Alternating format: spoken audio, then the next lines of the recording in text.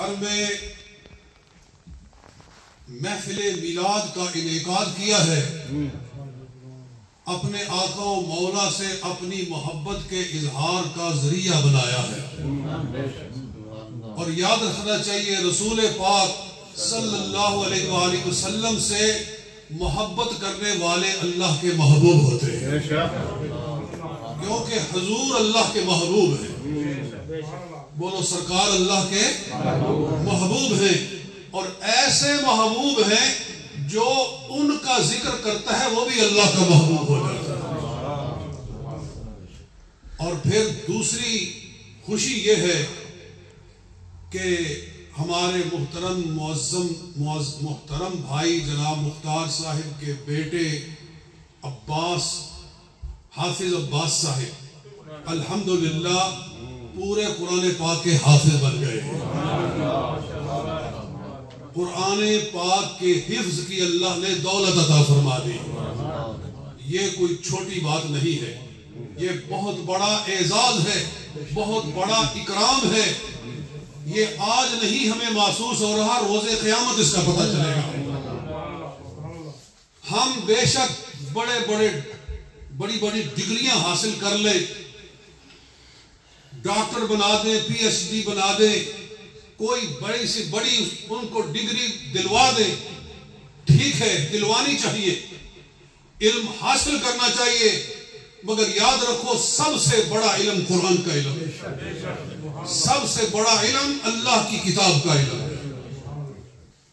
وہ مشہور حدیث آپ سنتے رہتے ہیں کہ روز قیامت اللہ تعالی حافظ کے والدین کو نورانی تاج پہنائے۔ سبحان اللہ، سنتے ہیں کہ نہیں؟ سبحان اللہ۔ اس دن کسی ڈاکٹر کے باپ کو تاج نہیں پہنایا جائے گا، صحیح بات ہے جی، کسی انجینئر کے باپ کو تاج نہیں پہنایا جائے گا، تاج پہنایا جائے گا تو حافظ قرآن کے باپ کو پہنایا۔ سبحان اللہ، سبحان اللہ، سبحان اللہ۔ اس تاج وہ اتنا تاج نورانی ہوگا کہ ضوءہ احسن من ضوء الشمس لو نزلت فی بیت احدکم۔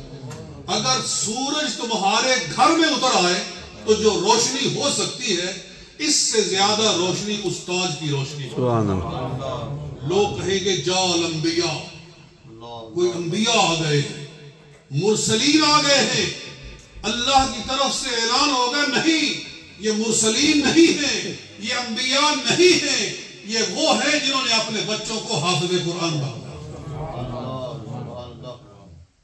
تو اللہ تعالی اس محنت کو قبول فرمائے، آمین آمین۔ یہ صرف بچے کی محنت نہیں ہوتی، یہ پوری فیملی کی محنت ہوتی ہے، والدہ کی محنت ہوتی ہے، باپ کی محنت ہوتی ہے، بھائیوں کی محنت ہوتی ہے کہ ان کو کلاس میں پہنچانا، اٹھا کر لانا، یہ ڈیوٹیاں ہوتی ہیں۔ سارے اپنی اپنی ڈیوٹی، اپنا اپنا ٹائم اور اپنی اپنی جو ان کی ایفرٹ سے وہ پارٹیسپیٹ کرتے ہیں، تو پھر ایک بچہ حافظ قرآن بنتا ہے۔ اور میں سمجھتا ہوں کہ باپ نے، ماں نے، بھائیوں نے، بہنوں نے اس بچے کی حفظ کی منزل کو پورا کرنے میں جتنا حصہ ڈالا ہے، اللہ تعالیٰ ان کو ہر ایک کو اپنی اپنی محنت کے مطابق ضرور اجر و ثواب عطا فرمائے۔ جو ماں نے محنت کی ہے، جو باپ نے محنت کی ہے، جو بھائیوں نے محنت کی ہے، سب نے قرآن کے ساتھ محبت کا اظہار کیا، اور پھر اس کے ساتھ وہ استاد بھی قابل صد مبارکباد ہے جس کی محنت اور شفقت اور تربیت سے بچے نے یہ منزل طے کی ہے۔ میں اپنے بیٹے حافظ محمد زبیر کو بھی مبارک دیتا ہوں کہ جس نے اس بچے کو حافظ بنایا ہے۔ میں سمجھتا ہوں کہ بچے کی یہ محنت میرے لیے بھی خوشی کا سبب ہے کہ میرے بیٹی کی محنت سے ایک بچہ اور آج حافظ قرآن ہے۔ اور بھی بہت سارے حفاظ اس برخوردار نے تیار کیے ہیں مانچسٹر کے اندر۔ قرآن پاک کے حفظ کا ایک گویا کہ سمجھ لو کہ چشمہ چل رہا ہے، اور بھی بچے جو ہیں وہ قریب پہنچے ہوئے، انشاءاللہ اللہ تعالیٰ ان کو بھی منزل مقصود تک پہنچا رہے ہیں۔ بہرحال دوستان گرامی، میں نے ایک آیہ مبارکہ پڑھی ہے، قرآن کی شان بھی سنو اور قرآن والے رسول کی شان بھی سبحان سنو۔ اللہ۔ رب العالمین ارشاد فرماتا ہے وَمَا أَرْسَلْنَاكَ إِلَّا رَحْمَةً لِلْعَالَمِينَ۔ سبحان اللہ، سبحان اللہ، قرآن سن کے ذوق سے سبحان اللہ کہنا۔ جب قرآن سنا جائے تو محبت سے کیا کہنا چاہیے؟ سبحان اللہ۔ یہ وَمَا أَرْسَلْنَاكَ إِلَّا رَحْمَةً لِلْعَالَمِينَ، رسول اللہ کی نعت اللہ نے ارشاد فرمائی۔ اور دیکھیے اللہ نے اپنی شان بیان فرمائی تو کیا ارشاد فرمایا؟ فرمایا الحمدللہ رب العالمین۔ ذوق سے قرآن سن کر کیا کہنا ہے؟ الحمدللہ رب العالمین، تعریفیں ہیں سب اللہ کے لیے جو عالمین کا رب ہے۔ سبحان اللہ۔ بولیے وہ کون ہے؟ عالمین کا رب ہے۔ رب ہے۔ اپنی شان بیان فرمائی، فرمایا میں ہوں رب العالمین، رب العالمین۔ اور قرآن نازل کیا رب نے تو اس کی بھی شان بیان فرمائی، ارشاد فرمایا ان هو الا ذکر للعالمین،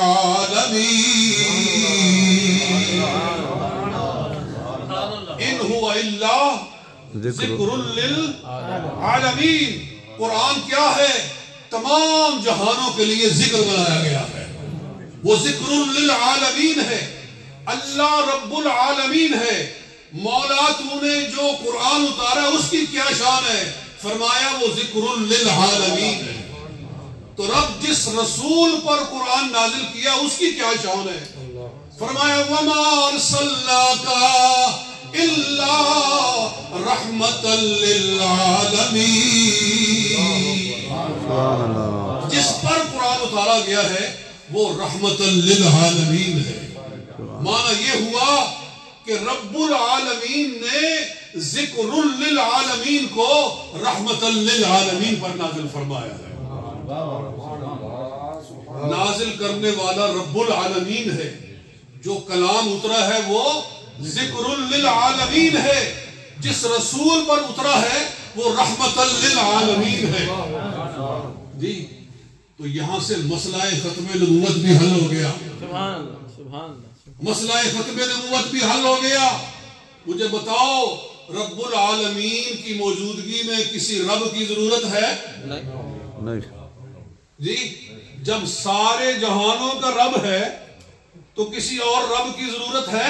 نہیں، کوئی ضرورت نہیں۔ اور قرآن وہ کسی قوم کے لیے ذکر نہیں بنایا گیا، کسی برادری کے لیے ذکر نہیں بنایا گیا، کسی خاص علاقے کے لیے ذکر نہیں بنایا گیا، اسے عالمین کا ذکر بنایا گیا۔ تو جب ذکر للعالمین نازل ہو گیا تو پھر کسی اور کتاب کی آسمان سے اتارنے کی ضرورت ہے نہیں۔ اسی طرح جب کملی والے آقا کائنات کے لیے رحمت بن کر تشریف لے آئے ہیں، سبحان اللہ، اب کسی اور رسول کی ضرورت ہے نہیں۔ اللہ نے اپنے محبوب کو تاجدار ختم نبوت بنا کر، سبحان اللہ۔ اسی طرح ایک اور بھی اللہ تعالیٰ نے اس انداز کو اپنایا ہے۔ اللہ کی کیا شان ہے؟ ارشاد فرمایا قُلْ أَعُوذُ بِرَبِّ النَّاسِ مَلِكِ النَّاسِ إِلَٰهِ النَّاسِ۔ سبحان اللہ۔ اللہ کی کیا شان ہے؟ برب الناس، وہ رب الناس ہے، الہ الناس ہے، ملک الناس ہے۔ اور اللہ کی موجودگی میں ایک بڑی خوبصورت بات میرے ذہن میں آ رہی ہے تو میں کہہ دوں، اللہ نے 3 صفتیں بیان فرمائی، رب الناس، ملک الناس، الہ الناس۔ 3 صفتیں اللہ نے بیان فرمائی۔ پہلی کیا؟ رب الناس، دوسری ملک الناس، تیسری الہ الناس. یہ کیا راز ہے؟ یہ 3 صفتیں کیوں ارشاد فرمائی ہیں؟ واہ واہ. وجہ یہ ہے کہ ناس انسان انسانوں کا رب ہے، انسانوں کا بادشاہ ہے اور انسانوں کا خدا ہے. رب الناس انسانوں کا رب ہے، مالک الناس انسانوں کا بادشاہ ہے، الہ الناس سارے انسانوں کا الہ ہے، معبود ہے. پہلے رب کہا اس لیے کہ انسان کی 3 سٹیجز ہوتی ہیں. پہلے وہ بچہ ہوتا ہے، پہلے وہ پھر جوان ہوتا ہے، پھر بوڑھا ہوتا ہے. تو بچے کو پالنا پڑتا ہے، بچے کے لیے تربیت کی ضرورت ہوتی ہے. اللہ نے فرمایا ہر انسان کو میں پالنے والا ہوں. یہ اس کے بچپن کی طرف اشارہ ہے.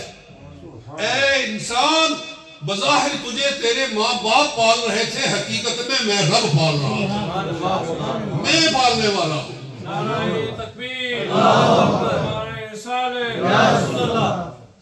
تو رب کہا انسان کے بچپن کے حوالے سے، اور جب وہ بڑا ہو گیا، جب وہ جوان ہو گیا، جب جوان ہوا تو اس کی طاقت، اس کا شباب زور پر آیا.